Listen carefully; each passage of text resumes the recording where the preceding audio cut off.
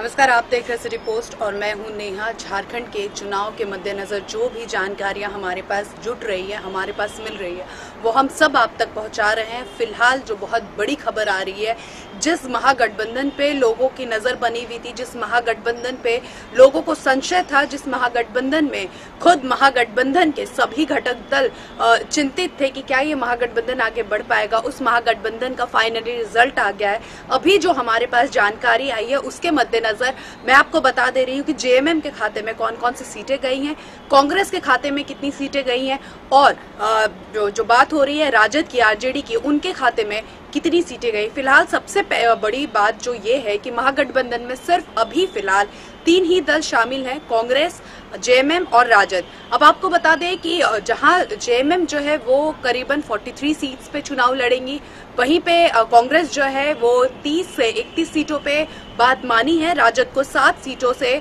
संतुष्टि करनी पड़ रही है। चूंकि सिटी पोस्ट सबसे पहले आपको ये खबर बताया था कि जेएमएम जो है करीबन 45 सीटों की मांग करेगी, 44 से 45 सीटों की बात हम कर रहे थे।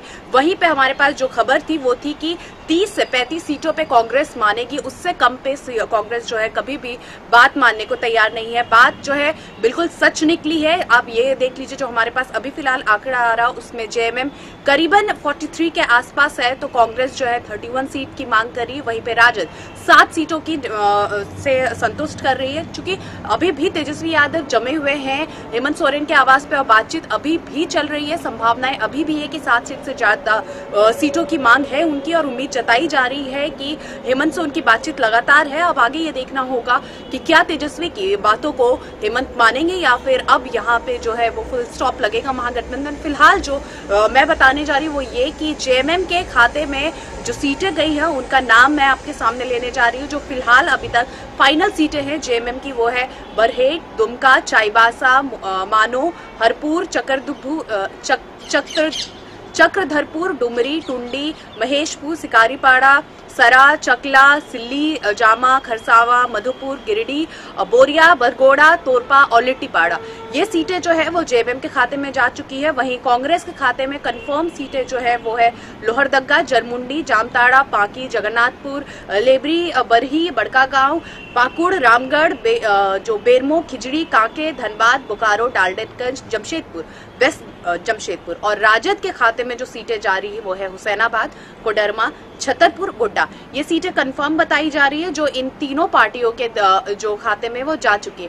फिलहाल आपको बता दें प्रदीप बलमुचु की जो सीट थी, लोहरदगा जो सीट थी वो विवाद में थी, जहां इस सीट के लिए कांग्रेस और जेएमएम दोनों आपस में भिड़े हुए थे। कई ऐसी सीटें थी जिसपे कांग्रेस और जेएमएम जो है आपस में भिड़े हुए थे। दोनों एक दूसरे के लिए जो है अभी तक जो महागठबंधन टला था, जो बैठक टल रही थी, जिस वजह से फैसला नहीं लिया जा रहा था, कुछ ऐसी सीटें हैं इनमें, जैसे सिकारीपाड़ा सीट है, इस पे भी काफी लंबी बहस चली है। लोहरदगा सीट पे लंबी बहस है, गिरिडीह पे लंबी बहस है। तो ऐसी सीटें हैं जिसपे बहस चल रही है। अभी तक आप देखिए तो इन दोनों ही पार्टियों में रांची कंफर्म नहीं हुआ, रांची किसको मिल रहा, हटिया कंफर्म नहीं हुआ, हटिया किसको मिल रहा। क्योंकि ये सीट जो है हॉट सीट मानी जाती है, जिसके खाते में जाएगी वो किंग कहलाएगा। फिलहाल जेएमएम के पास ज्यादा सीट है, चूंकि लोकसभा चुनाव में ही ये वादा किया गया था कांग्रेस से कि विधानसभा चुनाव में जेएमएम को बड़े भाई की भूमिका सौंपी जाएगी।